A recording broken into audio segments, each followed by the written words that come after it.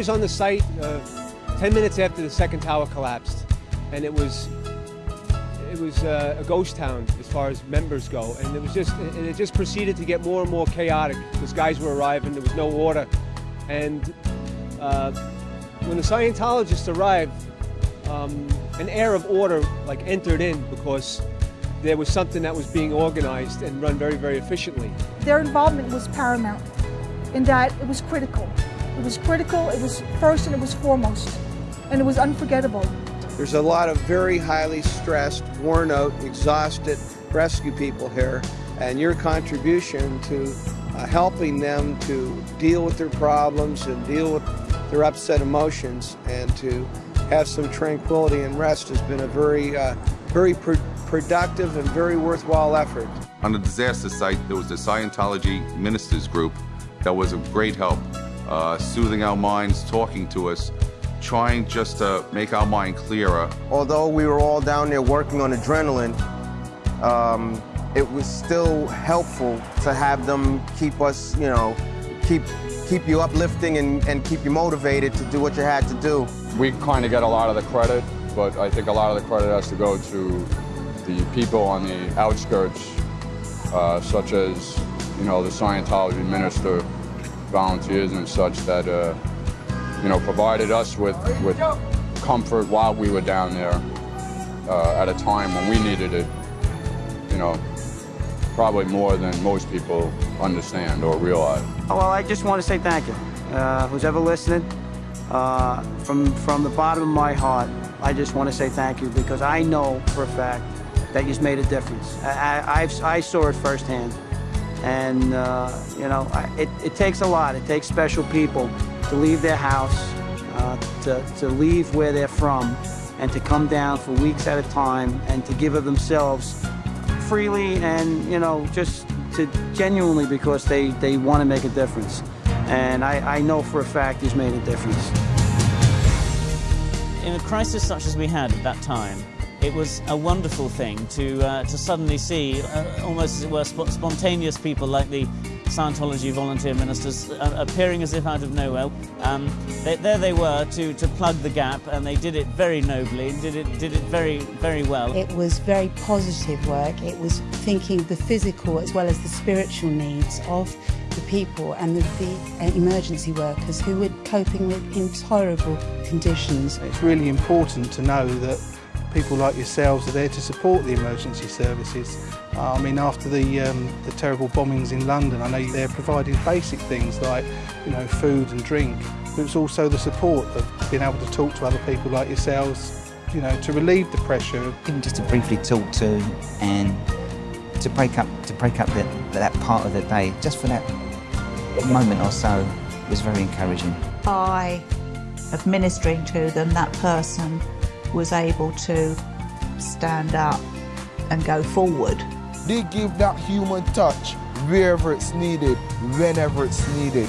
And that in itself is a powerful testimony to their work and the work of L. Ron Hubbard. If the whole world could grasp that kindness to their brothers, to humanity, then I think we'll have a better world. They sacrifice a lot in Sri Lanka, and they help the Sri Lankans. Wherever the need is there, they were there. Before the people come to your place, they come with a very awful look. Sometimes they cry, but after they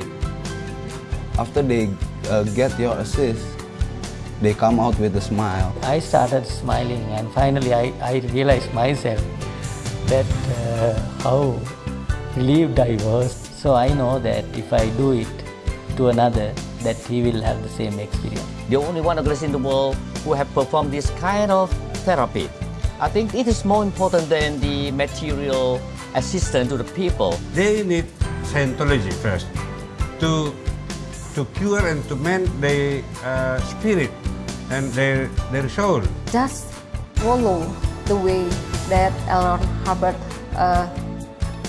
did for us. Don't let him alone. We can do it. We can lean forward with him. There's a new life to come. We have to put up a new building, and it's a correct foundation has come. So the foundation has given by you. It's very hard to explain the feeling inside my heart, but I don't know what to say. Thanks a million on behalf of the Thai people. You guys arrived and came to our aid. Y'all were the cavalry. It's kind of like a wagon train being surrounded by the Indians with no hope. And then you hear that horn from the cavalry. And you guys came in, and then all of our despair disappeared. People just needed to talk.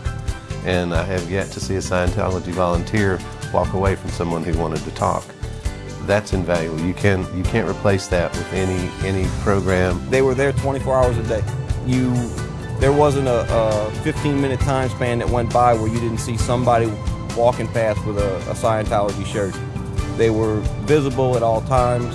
Whatever we needed, whether it was counseling, whether it was somebody to talk to, whether it was service in the community, they were available. The ministers were able to offer something that we, the community, could not. We could not have kept these shelters open without them. It kind of got to where's the yellow shirts? Everybody was looking, where's the yellow shirts? And so that's kind of how we went, you know, if you needed something, there was no job too big or too small. For me, it's just the caring and the giving and the continual giving is something that, you know, when are they going to get tired? They touched so many people's hearts. They went to everybody. They went in there. They didn't go just to a courthouse. They went to every little place that they could find all over the community to help people. It's almost like having a family member there to pretty much get you along through the situation. And I don't see how we could have lived without them. I don't think we could have done it without it. I'm just real happy with the way everything's turned out. Can't ask for better. You really can't.